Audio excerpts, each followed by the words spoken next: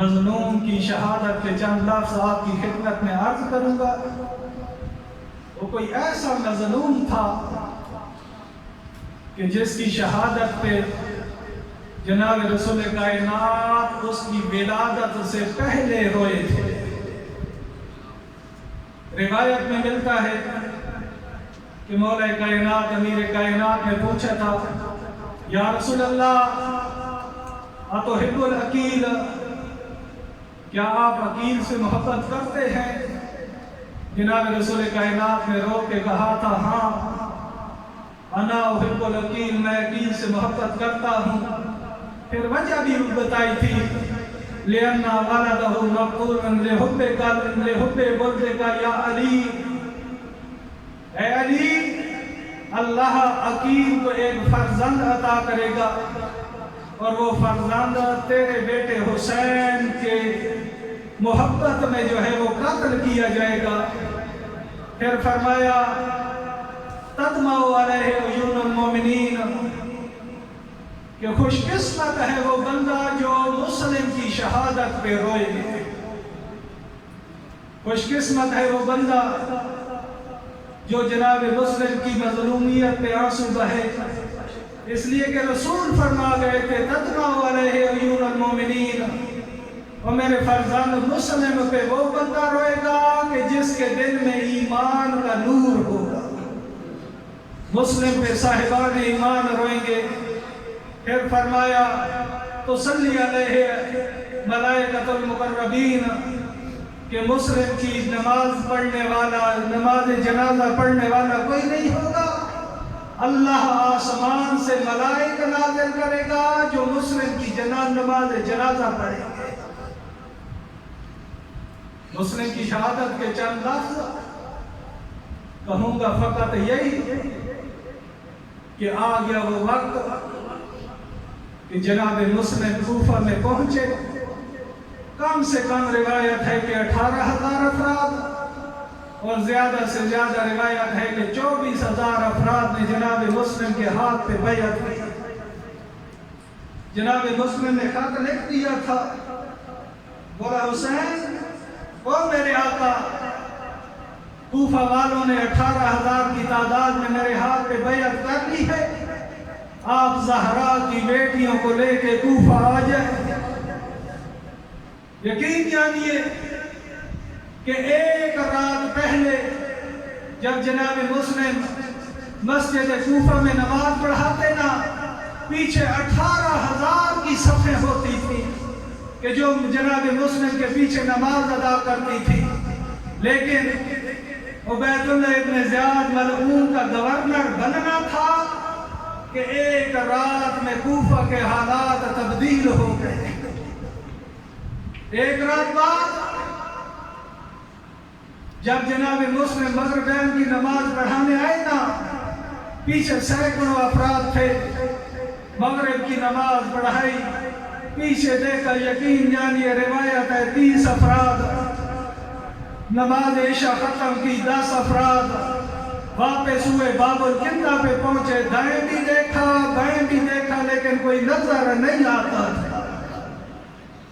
ایک عرب شاعر ہے، وہ لکھتا ہے کہ ایک رات میں کوفہ کے حالات کو اس قدر تبدیل ہو گئے تھے کہ ایک رات پہلے جب جناب مسلم نماز پڑھا کے نکلتے نا، مسجد سے باہر آتے لوگ اپنے گھروں کے دروازے کھول کے بیٹھ جاتے، کوئی کہتا آ حسین کا وکیل ہمارے گھر مہمان بن، کوئی کہتا آ سفیر حسین ہمارے گھر آ، کوئی کہتا آ مسلم ابن عقیل ہمارا مہمان بن۔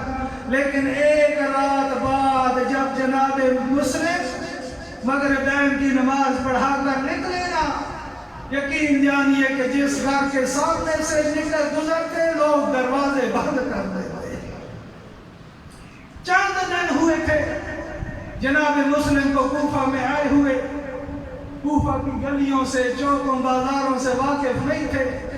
روایت میں ملتا ہے کہ کوفہ کا ایک چکر لگا کے نا جناب مسلم اپنی مقتل گاہ کے باہر آ کے بیٹھ گئے۔ طبع نامی خاتون کا گھر ہے، اس کا بیٹا کہیں باہر گیا ہوا تھا، بار بار آ کے دروازہ کھولتی اپنے بیٹے کو دیکھتی، جب ایک مرتبہ دیکھا نا کہ ایک اجنبی ہے کہ جو میرے دروازے پہ بیٹھا ہے، جناب مسلم نے اس کنیز خدا کو دیکھا، کہا تشرب من الماء السبیل، او کنیز خدا مجھے ایک گلاس پانی مل سکتا ہے؟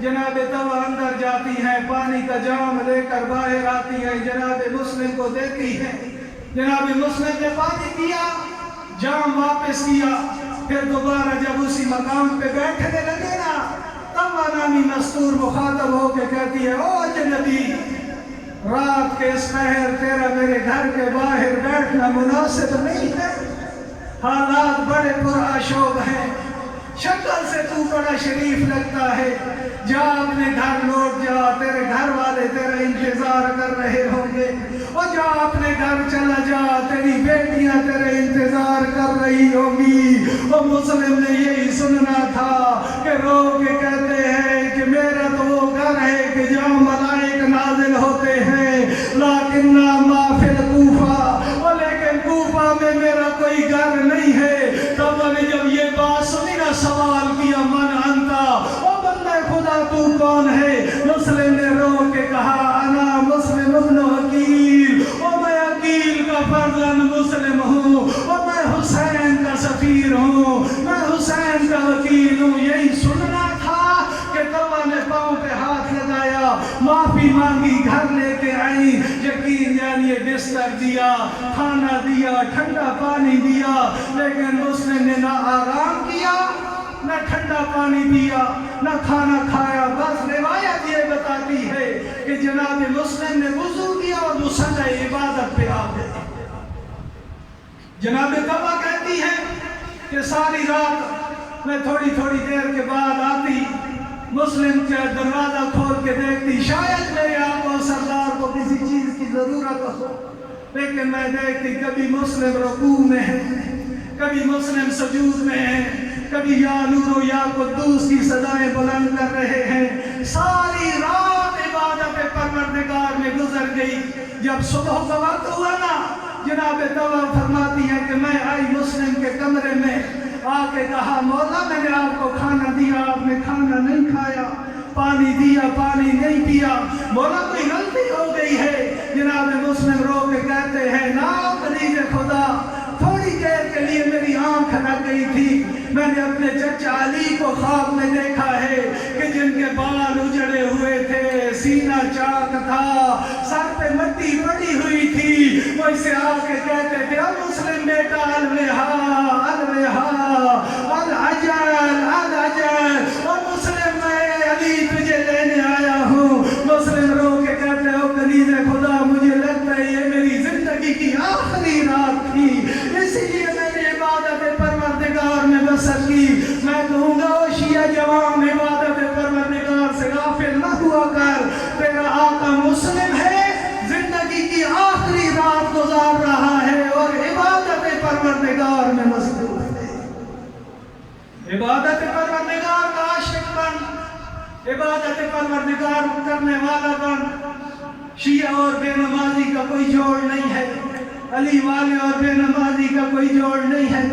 بس آخری الفاظ، ادھر سے نماز صبح ختم ہوئی، باہر گلی سے فوجیوں کے گھوڑوں کی ٹاپوں کی آواز آنا شروع ہو گئی۔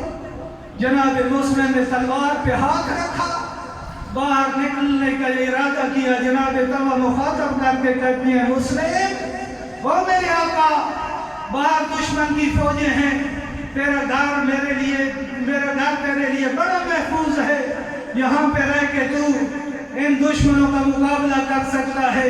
قسم خدا کی درد بھرے جملے تھے جو مسلم نے کہے۔ مسلم نے کہا او کنیز خدا تو مستور ہے، میں ہاشمی جوان ہوں، اور میری غیرت گوارا نہیں کرتی کہ میری وجہ سے دشمن جو ہے وہ تیرے گھر میں داخل ہو۔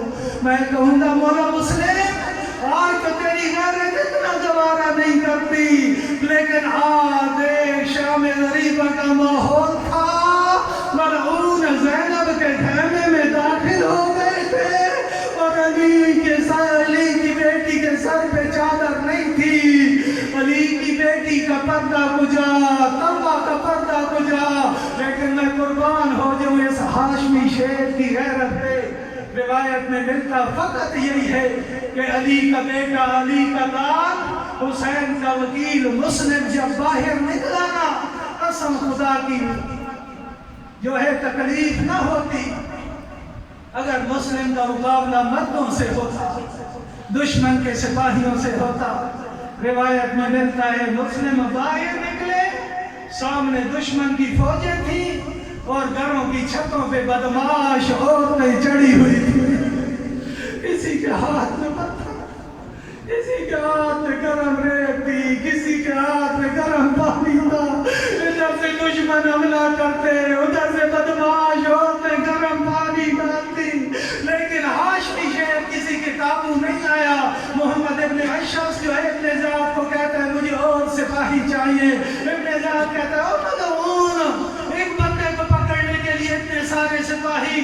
محمد ابن اشعث کہتا ہے مدعون، تو نے کسی کوفہ کے سبزی فروش کو پکڑنے کے لیے نہیں بھیجا، اور یہ ہاشمی شہر ہے، ہمارے قابو نہیں آ رہا۔ قسم خدا کی مسلم کو دھوکے سے پکڑا گیا، گڑھا کھودا گیا، مسلم حملہ کرتے ہوئے، حملے کو روکتے ہوئے اس گڑھے میں گرے، سپاہیوں نے آ کے گرفتار کیا، گرفتار کر کے ابن زیاد کے دربار میں لے کے آئے، ہاتھوں میں ہتھکڑیاں ہیں، پاؤں میں بیڑیاں ہیں، گلے میں توپ ہے۔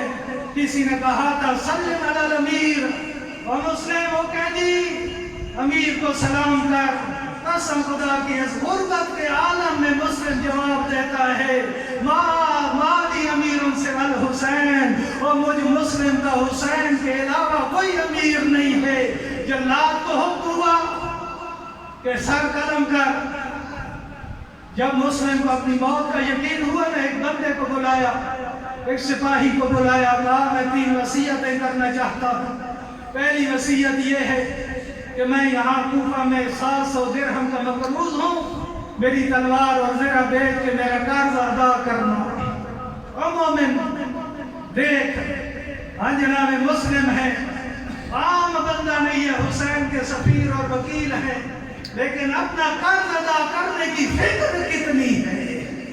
موت سامنے کھڑی نظر آ رہی ہے، لیکن وصیت کر رہے ہیں کہ میرا قرض ادا کرنا۔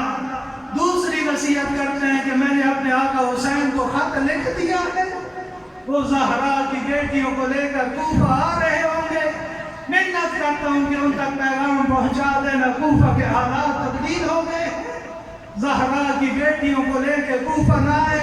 اور تیسری وصیت کی کہ جب میرا سر قلم ہو جائے نا، میں مسلمان ہونے کے ناطے وصیت کرتا ہوں میری لاش کو دفن کر دینا۔ میں کہتا ہوں مسلم کی کسی وصیت سے عمل نہیں ہوا۔ جناب مسلم کو لے کر گئے دارالعمارہ کی چھت پہ۔ دارالعمارہ کسے کہتے ہیں؟ 2 منزلہ عمارت ہونا اور نیچے پکا فرش ہو۔ ہاں 2 منزلہ عمارت، نیچے پکا فرش، دارالعمارہ کہتے ہیں۔ جلاد کے ہاتھ میں تلوار ہے، بولا مسلم نے سر جھکا رکھا ہے۔ اسی مقام پہ حسین کی پریشانی بڑھتی ہے۔ مولا حسین علم امامت کے ذریعے جب جانتے ہیں نا مسلم کا آخری وقت ہے، چہرے کی پریشانی بڑھ جاتی ہے۔ مولا عباس آ کے عرض کرتے ہیں مولا حسین اس مقام پہ آپ کے چہرے کے تاثرات بدل گئے ہیں، آپ کی پریشانی بڑھ گئی ہے، وجہ کیا ہے؟ تیرے اور میرے آقا حسین کہتے ہیں عباس دیکھ۔ جناب عباس نے دیکھا ایک جوان ہے، سر جھکائے کھڑا ہے، جلاد کے ہاتھ میں تلوار ہے، دارالعمارہ کی چھت ہے، رو کے کہتے ہیں مولا بتائیے تو صحیح یہ جوان کون ہے؟ مولا حسین نے رو کے کہا عباس زور سے دیکھ میرا مسلم ہے۔ عباس نے منت کی مولا مجھے کوفہ پہنچائیں۔ مولا نے فرمایا نہ عباس جنگ نہیں کرنی۔ عباس عرض کرتے ہیں مولا میں جنگ نہیں کروں گا۔ پھر کس لیے جانا ہے؟ عباس عرض کرتے ہیں مولا چھت بہت اونچی ہے، ہاں نیچے جاؤں گا، مسلم کے سر کو اپنے ہاتھ میں لوں گا۔ مولا حسین رو کے کہتے ہیں عباس ذرا زمین کی طرف دیکھنا، ایک کالے برقے والی مستور کھڑی ہے جو میرے مسلم کے سر کا استقبال کرے گی، اور یہ میری اماں زہرا ہے۔ قسم خدا کی بس میں نے مجلس ختم کر دی۔ ادھر سے کوفہ میں مسلم کے سر پہ تلوار چلی، مسلم کا سر دڑ جو ہے دار میں شور ہونا، پتہ چلے کہ کوئی بندہ ہے جو بے وطن ہے، کسی مصیبت کا شکار ہو گیا ہے۔ قسم خدا کی ہر مومن مسلمان کہے گا، اور جو جلدی سے چار پتہ نہیں کتنے ظالم تھے، ادھر سے مولا مسلم کا لاشا زمین پہ آیا اور ہر ایک ملعون کہتا تھا جاؤ رسیاں لے آؤ، جاؤ رسیاں لے آؤ۔ کسی مقام پہ دو کوفہ سے آنے والے اشخاص سے مولا حسین کی ملاقات ہوئی۔ مولا حسین نے کوفہ کے حالات دریافت کیے، بس آخری مولا حسین نے حالات دریافت کیے۔ انہوں نے بتایا کہ جب ہم نے کوفہ چھوڑا، کوفہ کے حالات یہ تھے کہ مسلم کا سر تن سے جدا ہو چکا تھا، کوفہ میں مسلم کی لاش کو گلیوں میں پھرایا جا رہا تھا، یہی سننا تھا۔ مولا حسین نے کہا بہن زینب جو مسلم کی بیٹیوں کو بلا لو۔ مسلم کی بیٹیاں آئی، مولا حسین نے اپنے زانوں پہ بٹھایا، سر پہ ہاتھ رکھا، پیار کرنا شروع کیا۔ بڑی بیٹی خاموش رہی، چھوٹی بیٹی رو کے کہتی آقا آج تو آپ ہم سے اس طرح پیار کر رہے ہیں اور جس طرح آپ مدینے میں یتیموں سے کیا کرتے تھے۔ وہ مولا کہیں ہم یتیم تو نہیں ہو گئے؟ مولا نے بتایا کہ آپ کا بابا اس دنیا سے رخصت ہو گیا ہے۔ میں کہوں گا یہ منظر سکینہ نے بھی دیکھا ہوگا اور سوچا ہوگا جب کوئی بچی یتیم ہو جاتی ہے اور اس کے سر پہ ہاتھ رکھا جاتا ہے اور اس سے پیار کیا جاتا ہے، لیکن میں کہوں گا کہ روز عاشور ہوگی اور 4 سال کی سکینہ ہوگی اور باپ کی لاش پہ تماچے کھائے گی، رو رو کے کہتی تھی وہ بابا بھی میرا مارا گیا اور تماچے بھی مجھے لگ رہے ہیں۔ اللہ لعنت اللہ علیہ وسلم۔